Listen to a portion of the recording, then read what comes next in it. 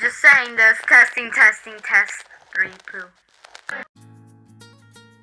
As I grew, my knowledge of my first language, Spanish, did not. As I grew, I forced myself to speak my first language less and less. As I grew, I did everything I could to make my first language my second. My second language had been English, learned through the American education system, learned through the media, learned through the outside world. I found myself craving the outside world once I was slightly exposed to it. I was never really sure what caused this imbalance of a preference towards being American than being Mexican. I was never really sure as to why I would be embarrassed to speak Spanish or to be embarrassed for being around my Spanish-speaking family in public as I grew up. I was never really sure what made me think it was okay to forget my native tongue. Yet, I allowed it to happen.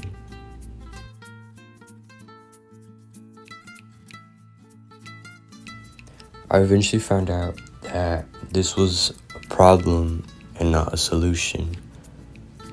It was a problem because I could only communicate with certain family members to a certain extent. It was a problem because I could not understand certain music. And it was a problem because I could communicate with less and less people. The anxiety of not knowing my first language is what motivated me to pick it up again. I began to only speak to my mom and to my family in the language of Spanish. I began to only speak Spanish at home. If I were to speak English, it would be with someone that could not speak Spanish or at school. I found myself more connected to my family, to my friends, and to people. Spanish had opened up a second world in which I had partially known, and I immediately fell in love with this world. I found myself speaking more Spanish than English as time went on. But then in August of 2023, I had moved across the country for college and found myself in a household with no one else who speaks Spanish.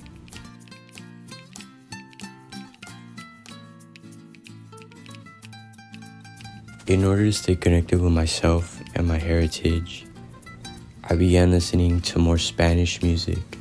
I began reading Spanish books, and I also began watching Spanish television. These methods were very helpful, for the effort of trying to stay connected kept me connected. In my America, it is viewed through a Mexican lens. It is viewed through a Spanish-speaking lens, for I could stay connected to my people, to my family, and to myself.